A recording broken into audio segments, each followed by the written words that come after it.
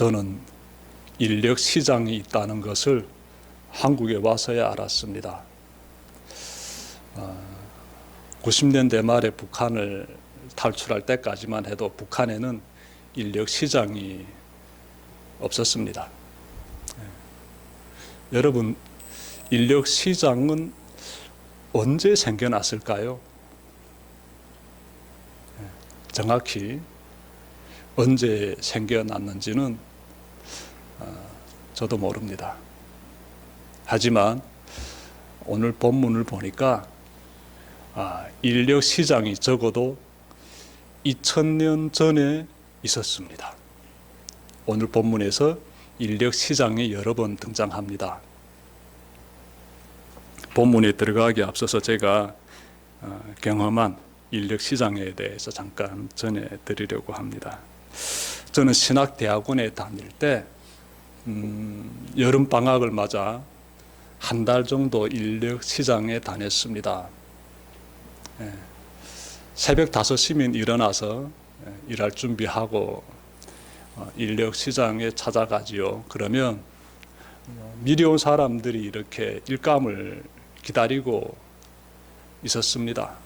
저는 도착해서 저희 이름과 핸드폰 번호를 그 사무소에 있는 직원에게 알려주고 저도 이렇게 일감을 기다렸지요. 그런데 보니까 용접할 줄 아는 사람이라든지 미장할 줄 아는 사람이라든지 기타 등등 기술을 가진 사람들은 이렇게 뽑혀가는데 저를 부르는 사람이 없었습니다.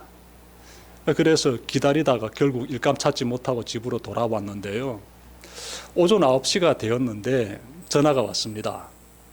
잠실역 근처에 있는 아파트 놀이공원에서 사람을 찾으니까 가서 일할 수 있습니까? 라는 거예요. 그래서 제가 즉시 답변했습니다. 얼마든지 할 수 있습니다.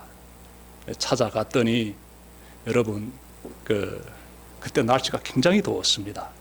여름철 정말 그 폭염이 쏟아지는 그런 날이었는데 그늘 없는 그냥 그저 햇빛을 그대로 맞으면서 이렇게 일해야 되는 상황이었어요. 피지땀 흘리면서 열심히 일했습니다. 일 다 끝나고 이렇게 일당을 받는데 이른 아침부터 일한 사람들은 10만 원씩 받았습니다. 저는 중간에 들어갔기 때문에 제가 일한 시간만큼만 받았어요. 제가 이렇게 인력 시장을 한 달 정도 다니면서 뭘 알게 되었는가 하면 한 달이라는 시간 가운데서 일감이 있는 날보다 일감이 없는 날이 더 많다는 걸 알게 되었어요. 뾰족한 기술이 없으니까 그런 것이지요. 그리고 또 한편 이렇게 인력 시장에서 일하면서 생계를 이어가는 사람들의 삶이 얼마나 팍팍한지 알게 되었습니다. 정말 건강이라도 상한다든지 또 나이가 많아져 가지고 일할 수 없는 상황에 처하게 되면 그다음부터 이 사람들은 어떻게 살아가야 되나 이렇게 생각하게 되면서 좀 걱정이 들더라고요. 인생에 대한 생각 좀 하게 되더라고요. 이 현장에서 살아가고 있는 사람들의 삶의 긴장감 느끼게 되더라고요. 그래서 신학대학 다니면서 제가 여러 아르바이트를 했는데 가장 이 삶의 그 긴장감, 이 팍팍함을 느꼈던 현장이 이 노가다 현장이었어요. 이 인력 시장에서 일했던 그 경험들 지금도 잊지 않습니다. 오늘 본문 보십시오. 오늘 본문 보시면 그 인력 시장이 등장하고 있습니다. 인력 시장. 포도원을 가지고 있는 한 사람이 품꾼들을 찾기 위해서 이른 아침 인력 시장을 찾습니다. 시간은 아마 오전 6시쯤으로 보입니다. 그는 일감을 기다리는 사람들을 이렇게 데려다가 약속합니다. 내가 당신들에게 한 데나리온씩 주겠습니다. 그러니 나의 포도원에 들어가서 일하십시오. 한 데나리온은 노동자 하루 일당입니다. 그러니 하루 일당 주겠으니 나의 밭에 들어와서 일하세요라는 것이죠. 그래서 포도원에 그 사람들이 들어가 일하게 되는데요. 주인이 오전 9시쯤에 다시 인력시장을 찾습니다. 그런데 그곳에 한가하게 시간을 보내는 품꾼들이 있었다라고 합니다. 주인은 그들에게도 적당한 품값을 주겠으니 나의 포도원에 들어가서 일하라고 시킵니다. 자, 주인은요, 낮 12시와 오후 3시쯤에 또다시 인력시장을 찾았습니다. 근데 그때에도 일감을 찾지 못한 사람들이 그곳에서 어성거리고 있었어요. 그래서 그들도 다 자신의 포도원으로 들여보냅니다. 자, 그리고 다시 2시간이 흐릅니다. 즉 오후 5시가 되지요. 주인은 다시금 인력시장을 찾습니다. 그런데 아직도 일감을 찾지 못한 사람들이 그곳에 있는 것이에요. 주인이 이렇게 말합니다. 왜 당신들은 온종일 이렇게 하는 일 없이 빈둥거리고 있어? 포도원 주인이 묻자 아무도 우리에게 일을 시켜주지 않아서 이러고 있습니다 라고 이들이 답변했습니다. 주인은 이들도 자신의 포도원으로 들여보냅니다. 자, 그리고 1시간이 흘렀습니다. 이제는 하루 일이 다 마감하게 돼요. 모든 품꾼들이 돈을 받기 위해서 주인에게 찾아옵니다. 주인은 관리인에게 이렇게 말합니다. 맨 나중에 들어온 사람부터 일당을 줘라. 관리인은 아마 주인을 바라봤을 거예요. 얼마씩 줘야 되는지 주인이 말하지 않았잖아요.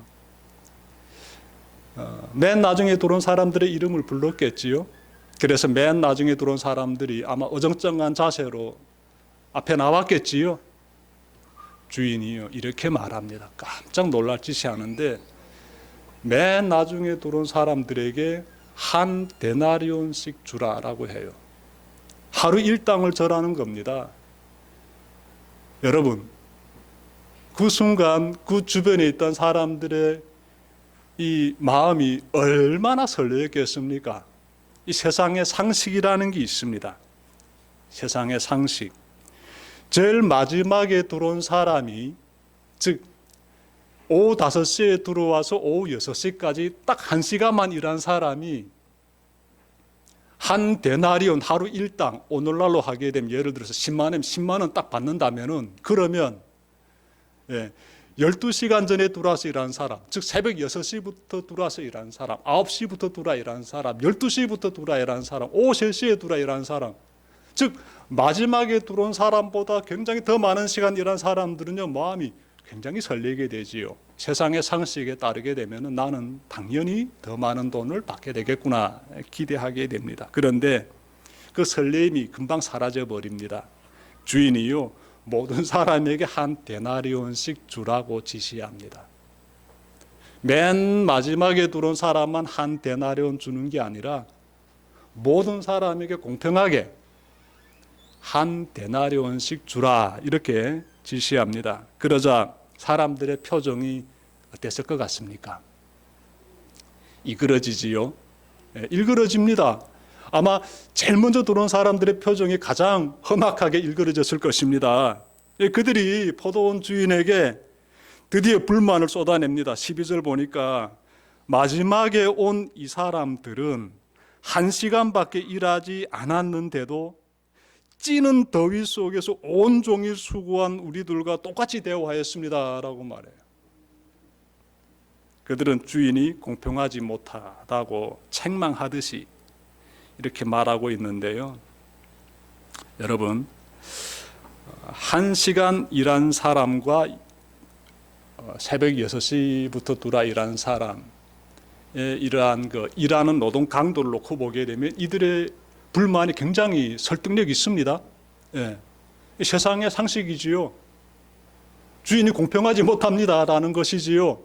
왜 저 사람에게 많이 주고 우리에겐 조금 줍니까? 라는 것입니다. 그래서 항의하는 거예요.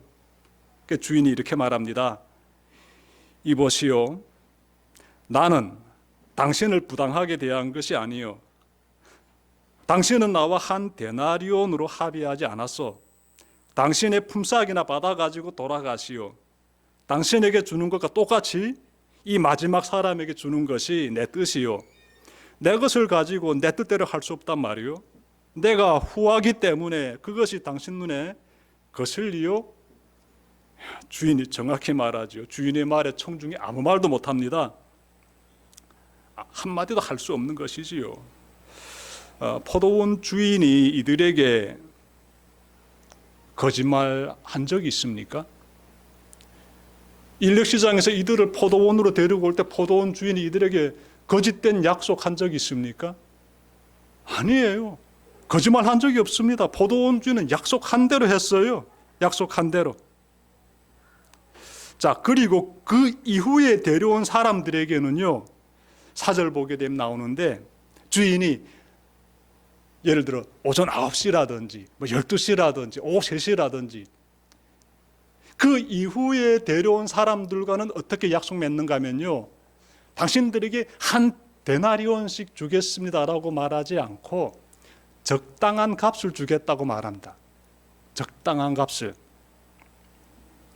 근데요, 적당하다라는 요 헬라어 성경 보게 되면은요, 요 적당하다라는 단어의 의미가 무엇인가 하면 그대로 직역하게 되면 정직하게 그리고 뭐 의롭게라는 의미가 담겨져 있습니다.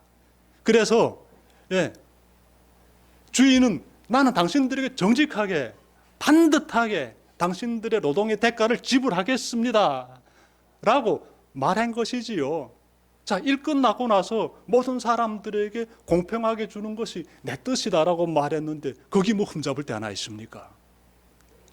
예수님이 이렇게 비유를 다 설명해 주시고 나서 16절 보니까 이와 같이 꼴찌들이 첫째가 되고 첫째들이 꼴찌가 될 것이다, 이렇게 말씀하심으로써 이 비유를 마치십니다. 여러분, 예수님의 이러한 그 포도원 주인의 그 비유를 우리가 좀 마음에 그려보면서 강렬하게 딱 인상적으로 남게 되는 장면이 있습니다. 어떤 장면일까요? 예수님이 저자들에게 이 포도원 주인의 이 모습을 비유로 말씀해 주셨습니다. 포도원 주인인 품꾼들을 어떻게 불러다가 어떻게 일시키고 어떻게 그들에게 일당을 주었는지 이 비유를 제자들에게 말씀해 주셨는데, 이 비유를 우리가 바라보면서 우리 마음에 가장 크게 다가오는 장면이 있지요. 이 주인이, 포도원 주인이 이렇게 말하자 불평 불만 쏟아냈던 사람들은요, 아무 말도 못하고 자기들에게 주어진 일당만 받아가지고 다 돌아갔잖아요. 그리고 예수님께서 하신 말씀 보니까 나중된 자가 먼저 되고 먼저 된 자가 나중된다, 이렇게 말씀하시지 않습니까? 그래서 전체적인 그림을 그려본다라고 하면 가장 크게 안겨오는 장면이 무엇인가 하면, 참 신기하다.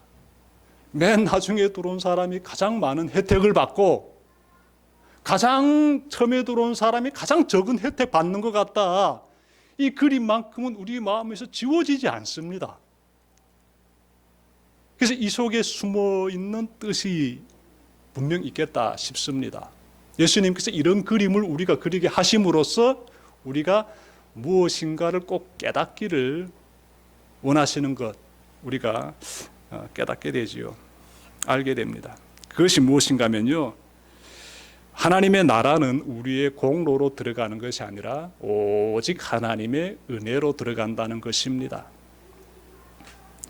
제가 이 비유를 좀 더 자세하게 좀 풀어보겠습니다, 여러분. 자, 비유에 등장하는 포도원 주인은 예수님을 가리킵니다. 그리고 포도원은 하나님의 나라를 가리켜요. 그리고 인력시장은 이 세상을 가리키고요. 그리고 인력시장에 있는 품꾼들은 이 세상에서 살아가는 사람들을 가리키고 있습니다. 자, 이제 여러분, 포도원 주인의 시선이 어디에 주로 머물고 있는지 보십시오. 우리가 비유를 통해서 발견했습니다. 포도원 주인의 시선은 거듭하여 인력시장을 향하고 있습니다. 인력시장. 그러므로 포도원 주인이 예수님을 가리킨다면은 예수님의 시선은 인력시장에 제가 세상을 가리킨다라고 말씀드렸지요. 주님의 시선은 항상 이 세상을 가리키고 있다라는 것이고요. 그리고 주님은 이 세상에서 살아가는 우리의 삶에 굉장히 많은 관심을 가지고 있다는 것을 우리가 깨닫게 됩니다. 자, 포도원 주인은 인력 시장에서 품꾼들을 찾았지요. 자, 여러 시간대마다 등장하는 사람들이 있습니다. 이른 시간에 등장하는 사람, 그 이어지는 시간대들마다 등장하는 인물들이 있습니다. 이것은요, 이 사회에서 살아가는 다양한 구성원들을 가리키고 있습니다. 이른 아침에 만난 품꾼들은 사회에서 가장 잘 나가는 그런 사람들을 가리킨다라고 볼 수 있습니다. 그리고 이어서 만난 품꾼들은 사회에서 지극히 평범한 사람들을 가리킨다라고 볼 수 있어요. 마지막 오후 5시에 만난 품꾼들은 사회적 약자들을 가리킨다라고 볼 수 있습니다. 포도원 주인은 능력 있는 사람만 딱딱 선택해서 데려가는 것이 아니라 모든 사람, 힘이 없고 사회로부터 무시당하는 그런 사람들, 또 무기력한 사람들까지 다 품어서 자신의 포도원으로 데려가고 있습니다. 마찬가지로 예수님은 세상에서 잘 나가는 사람뿐만 아니라 이 세상에서 비천한 그러한 상황 가운데 처한 사람들까지 다 품고 천국으로 인도하신다는 것이지요. 우리는 포도원 주인을 보며 내 아버지의 집에는 거할 곳이 많다고 하신 예수님의 말씀, 얼마나 은혜로운 말씀인지 떠올리게 됩니다. 요한복음 14장 2절에서 나오는데 내 아버지의 집에 거할 곳이 굉장히 많다고 예수님이 말씀하셨어요. 여러분, 천국이 만약 협소하다라게 되면은, 그래서 천국에는 제한된 사람만 들어갈 수 있다라게 되면은 정말 우리는 천국 들어가기 위해서 굉장한 노력을 해야 될 것입니다. 그래도 들어갈지 말지지요.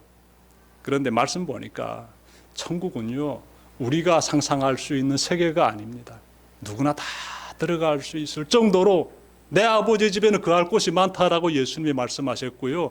오늘 본문에서도요, 이 주인은 그 포도원이 얼마나 넓은지 그냥 만나는 사람마다 다 그 포도원으로 인도하고 있습니다. 하나님 나라의 그 넓은 세계에 대해서 우리가 깨닫게 되는 것이에요. 은혜로운 말씀입니다. 그리고 우리는 포도원 주인의 모습에서 하나님의 마음을 깨닫게 됩니다. 하나님의 마음 알게 되는데, 우리에게 영생의 천국을 예비하신 하나님의 마음이 얼마나 아름답고 자비와 긍휼이 넘치는지를 깨달을 수가 있습니다. 보십시오. 그 포도원 주인의 마음을 보십시오. 모든 사람들에게 얼마나 큰 자비를 베풉니까? 다 한 데나리온씩 주지 않습니까? 이제 우리는 포도원에 들어간 사람들의 모습을 좀 자세히 그려봅시다. 자, 맨 나중에 들어온 사람들을 제외하고 그 나머지 사람들의 표정이 어떨 것 같습니까? 하루 일 끝나고 주인 앞에 서 있는 그 일꾼들의 표정 한번 그려보십시오. 맨 나중에 들어와서 한 데나리온 받은 사람들의 표정이야 밝겠지요. 근데 그 외 나머지 사람들의 표정 보니까 시원치 않습니다. 원망을 쏟아내고 있지 않습니까? 그들은 자신들을 포도원에서 일할 수 있도록 허락해준 주인에 대한 고마움을 표현하고 있지 않아요.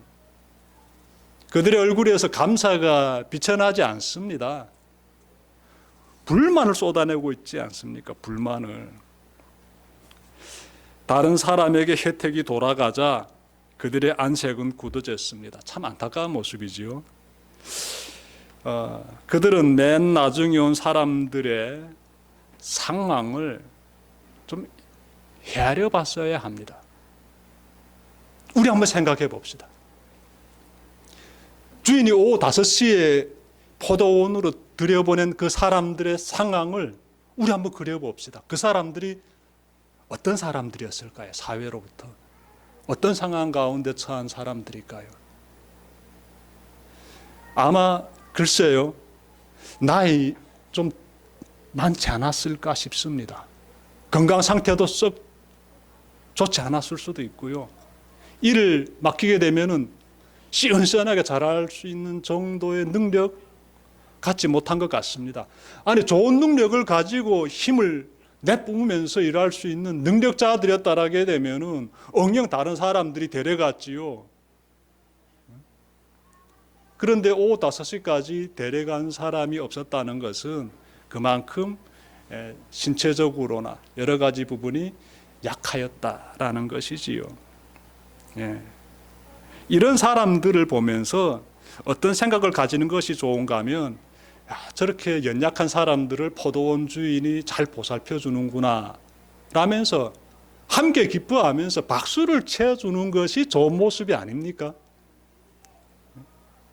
나보다 연약한 사람들이 좋은 혜택을 받으니까 참 세상 참 아름답구나 라면서 박수 쳐주고, 그러한 자비와 긍휼을 베푼 포도원 주인에 대해서 정말 훈무하는 마음도 보여주고 그래야 되는 거 아니겠습니까?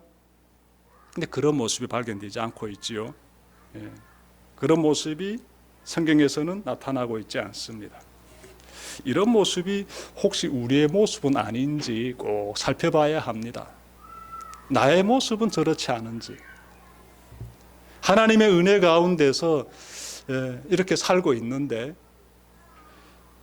하나님의 은혜 아니면 살 수 없는 존재가 하나님 은혜 덕분에 이렇게 밥 먹고 일하면서 살고 있는데, 내 삶에서 하나님을 향한 감사가 늘 넘치고 있는지, 그렇지 않은지, 불평과 원망이 나오고 있지는 않는지, 시기와 질투 가운데 허덕이면서 헤매면서 그렇게 힘겹게 불쌍하게 살고 있지는 않는지 살펴봐야지요. 그렇게 살펴보라고 지금 말씀하시는 겁니다. 그런데 참 놀라운 모습이 있어요. 이렇게 형편없는 사람들, 감사함을 모르는 사람들, 원망이나 쏟아내는 사람들을 포도원 주인이 어떻게 부르는가 보십시오. 어떻게 대하는가 보십시오. 13절에서 발견되는데요. 주인이 그들을 친구로 대합니다. 여러분, 친구 아무나 됩니까?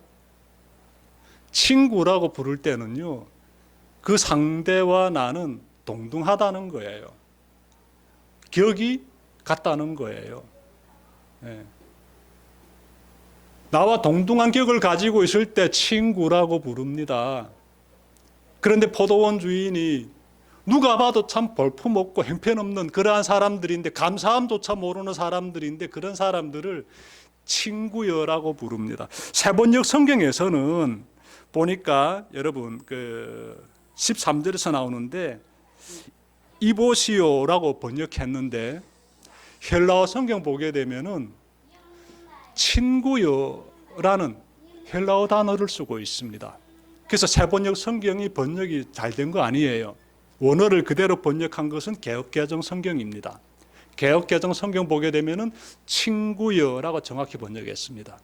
주인이 그 사람들을 친구여라고 부르면서 그 다음에 대화를 이어갑니다. 굉장히 따뜻한 모습이에요. 개역개정 성경 13절 제가 읽겠습니다. 주인이 그 중에 한 사람에게 대답하여 이르되, 친구여, 내가 네게 잘못한 것이 없노라. 너와 나와 한 데나리온의 약속을 하지 아니하였느냐, 이렇게 말합니다. 품꾼들은 포도원 주인의 친구다운 인격 갖추고 있지 않습니다. 그들은 매우 이기적이고 계산적인 사람들입니다. 타인을 위해 희생하기는 고사하고 나보다 덜 수고한 사람이 나와 똑같은 품삯을 받는다고 불만을 쏟아내는 참 볼품없는 사람들입니다. 선을 행한 주인에게 원망을 쏟아낸 사람들입니다. 주인은 이처럼 형편없는 사람들을 친구로 대해 주십니다. 우리가 믿는 예수님이 바로 이런 분이세요. 정말 죄에 수시로 넘어지는 우리를 친구로 삼아 주시는 분이 예수님이십니다. 그러므로 우리는 늦었지만 이제라도 어떻게 살아야 될까요?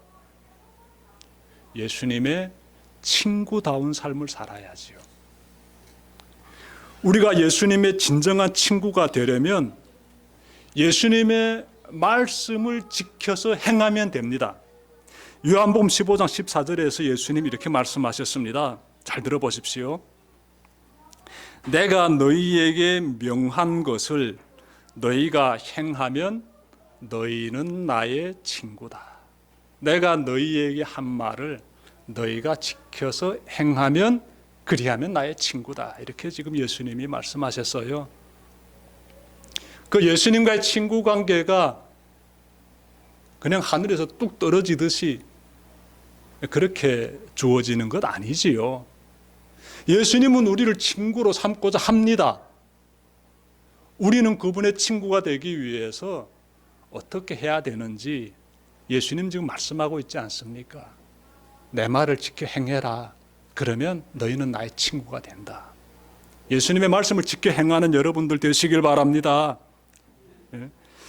우리는 예수님의 친구이고 우리가 예수님의 은혜로 천국에 들어가므로 예수님의 친구다운 삶, 천국 백성다운 삶을 살아야 합니다. 예수님의 친구답게 천국에 들어가는 사람답게 우리가 이 땅에서 어떻게 살아야 된다?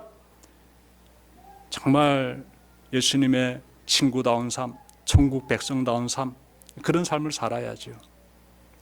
한없는 주님의 사랑에 감사하며 그 사랑을 꼭 베풀면서 살아야 합니다.